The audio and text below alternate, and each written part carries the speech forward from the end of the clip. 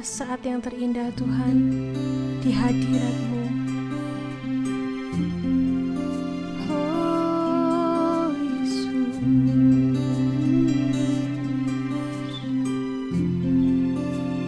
saat terindah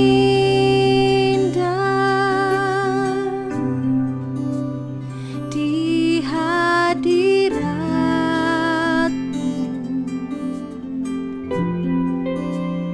berkat melimpah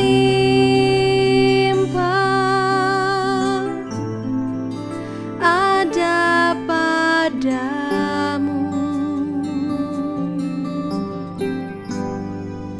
Ku dipulihkan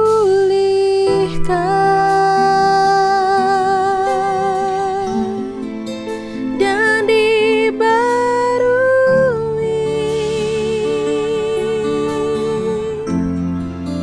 dalam hadirat-Mu.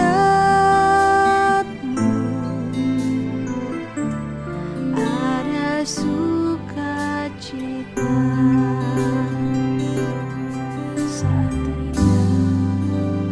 saat terindah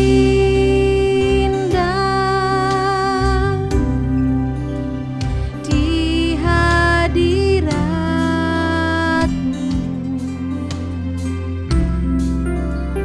berkat melimpah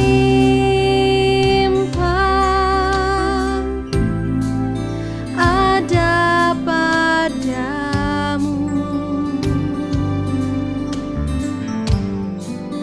Ku dipulihkan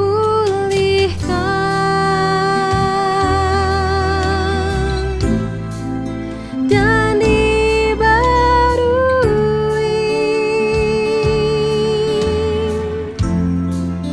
dalam hadirat-Mu. Ada sukacita. Lebih sungguh katakan saat terindah. Saat terindah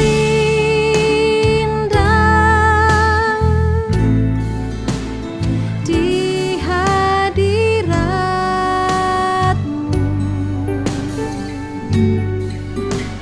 berkat melimpah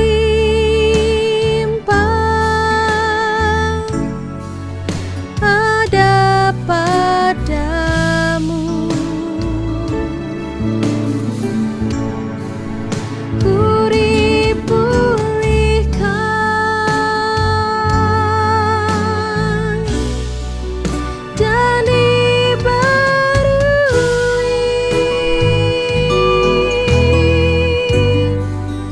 dalam hadirat-Mu.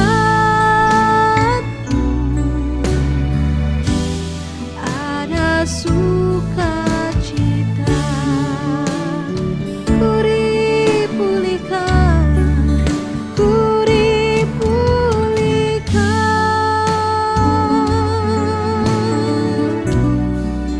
dan dibarui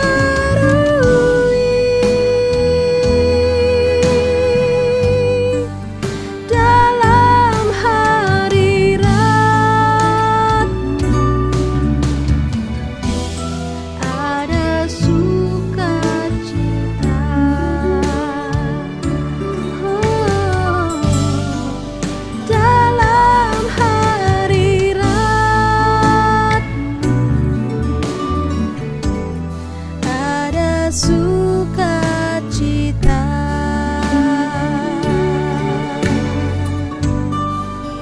Dalam hadirat-Mu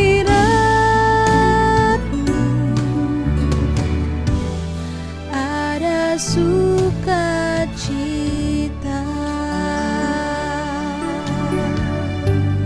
Oh, Tuhan, ada sukacita yang melimpah. Haleluya Yesus. Selamat pagi Bapak Ibu saudara kasih Tuhan. Kembali lagi pagi ini kita sama-sama belajar untuk merenungkan kebenaran firman Tuhan. Di dalam Keluaran 15 ayat 26 dikatakan, firman-Nya, jika kamu sungguh-sungguh mendengarkan suara Tuhan Allahmu dan melakukan apa yang benar di matanya dan memasang telingamu kepada perintah-perintahnya dan tetap mengikuti segala keputusannya, maka aku tidak akan menimpakan kepadamu penyakit manapun yang telah kutimpakan kepada orang Mesir, sebab aku Tuhanlah yang menyembuhkan engkau. Nah, apa yang perlu sembuh di dalam hati dan pikiran kita? Ternyata Tuhan ingin kita sehat secara tubuh, jiwa, dan roh. Tetapi mungkin kita terkadang mengalami badai, kehancuran, kesusahan, tantangan. Nah, ayat ini mengatakan Tuhanlah yang dapat menyembuhkan kita, tidak ada yang lain. Sumber kesembuhan kita ada di dalam Tuhan. Hanya Yesus yang mampu mengubah air pahit menjadi manis, mengubah kepahitan menjadi manis. Nah, marah atau pahit, akar pahit bisa berubah menjadi manis, merubah apa yang buruk menjadi baik, karena Tuhanlah penyembuh kita, tidak ada yang lain.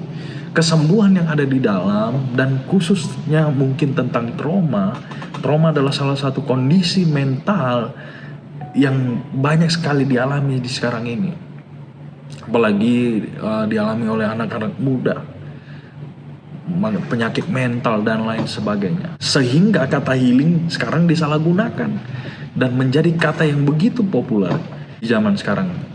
Sering sekali sedikit-sedikit beberapa dari kita mungkin, wah kita lagi butuh healing nih, kapan bisa temanin dong, dan lain sebagainya. Nah, kalau kita lihat kata trauma adalah konsekuensi yang terjadi di dalam diri karena sebuah kejadian yang berdampak besar dalam diri kita. Misalnya suasana kita mengalami rasa kehilangan yang sangat berharga dan membawa dampak dalam hidup kita. Trauma biasanya punya dampak berkelanjutan.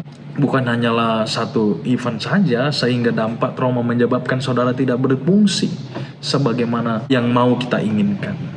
Nah, dampaknya bukan hanya terjadi begitu aja, dampaknya bisa terjadi secara fisik, mental, maupun rohani. Kita mengalami trauma, kita tidak bisa mengatasi trauma. Itu akan berdampak ke fisik kita, ke mental kita. Kita menjadi tidak percaya diri, dan rohani kita mulai jauh daripada Tuhan.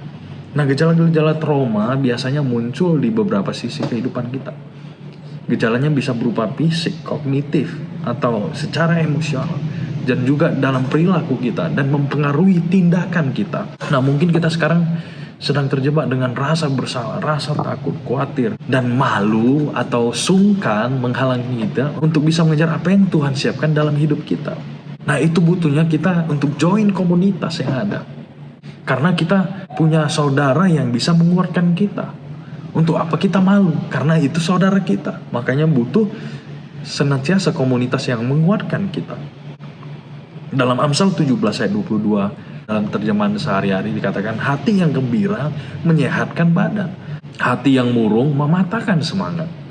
Nah, kesehatan kita harus mengalir dari dalam, bukan dari luar ke dalam, tetapi dari dalam keluar. Tidak ada seorang pun yang ingin berhadapan dengan masa lalu dan mimpi baru. Tetapi ginilah, hati itu merupakan sumber kita. Hati kita sehat akan mengalir keluar, berdampak dalam perilaku tindakan kita. Tetapi hidup ini tidak bisa luput dari yang namanya realita. Akan ada hari-hari di mana kita bertemu dengan badai, dan mungkin akan ada hari-hari kita menerima berita yang buruk. Nah, trauma dapat menjadi kesempatan kita untuk bertumbuh di dalam iman, Bapak Ibu.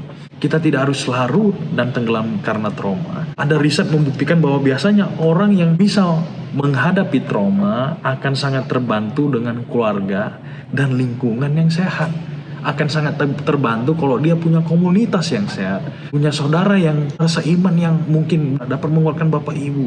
Itulah gunanya komsel, bukan hanya sekedar terjadi begitu saja. Komsel itu gunanya untuk menguatkan kita pada saat kita dalam badai. Ketahuilah bahwa trauma juga tidak bersifat permanen. Ada jalan keluar jika kita mengizinkan mungkin orang lain membantu kita.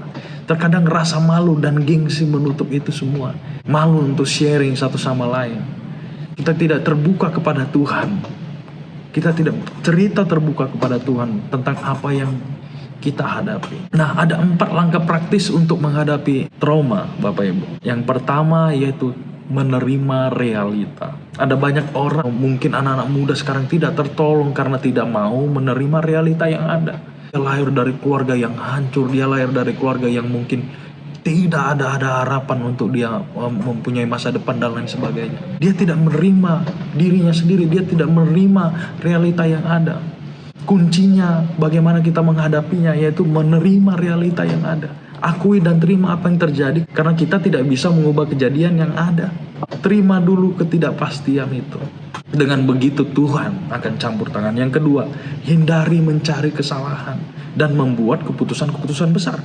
Jangan terjebak di dalam keadaan di mana kita sedang mencari kesalahan atau siapa yang salah, penyebab dari siapa ini, siapa yang membuat kesalahan ini. Hindari.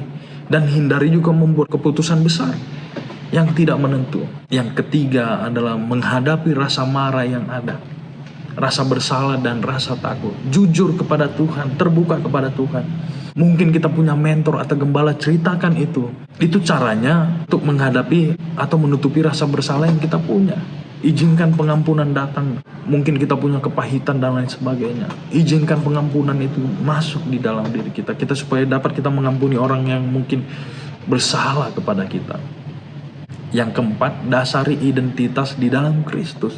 Mungkin kita bisa saja lupa tentang apa yang dikatakan firman Tuhan. Itu makanya kita perlu bercerita, sharing kepada yang mungkin yang saudara percayai, termasuk mungkin gembala saudara Om Simon, mungkin cerita. Dengan begitu orang tersebut dapat mengingatkan tentang apa janji-janji Tuhan, menguatkan kita. Ada yang mengingatkan kita Tuhan sangat mengasihi kita dan lain sebagainya. Tuhan tidak menghukum kita, Tuhan mau memulihkan kita. Kita adalah ciptaan baru di dalam Kristus. Ada 4. Yang pertama, terima realita. Yang kedua, hindari mencari kesalahan dan membuat keputusan besar. Yang ketiga, hadapi rasa marah yang ada dan rasa bersalah dan rasa takut. Yang keempat, dasari identitas di dalam Kristus. Dalam Roma 8 ayat 28 dikatakan, kita tahu sekarang bahwa Allah turut bekerja dalam segala sesuatu untuk mendatangkan kebaikan bagi mereka yang mengasihi Dia, yaitu bagi mereka yang terpanggil sesuai dengan rencana Allah. Pada akhirnya kita akan tahu bahwasannya Allah senantiasa turut bekerja dalam segala sesuatu untuk mendatangkan kebaikan. Dan itu Bapak Ibu, mari tetap senantiasa beriman, percaya kepada Tuhan bahwa Tuhan itu adalah Tuhan yang baik, Tuhan yang setia. Amin. Kami bersyukur buat firman-Mu yang di pagi hari ini berbicara tentang mengenai apa yang terjadi di masa lalu, apa yang mungkin kami pada hari-hari ini sedang mengalami masalah badai yang ada Tuhan. Tetapi kami percaya bahwa Engkau senantiasa baik dan dapat menolong kami. Tentunya kami tidak mampu berjalan sendiri, tentunya kami butuh pertolongan Roh Kudus-Mu senantiasa untuk menolong kami, memimpin kami ke jalan yang baik. Kami tahu Tuhan bahwa Engkau selalu bekerja dalam segala perkara untuk mendatangkan kebaikan bagi yang mengasihi Engkau. Terima kasih Tuhan Yesus buat firman-Mu. Ajar kami untuk kami senantiasa setia kepadamu dan tidak pernah meninggalkan Engkau. Terima kasih Tuhan. Di dalam nama Tuhan Yesus Kristus. Haleluya. Amin.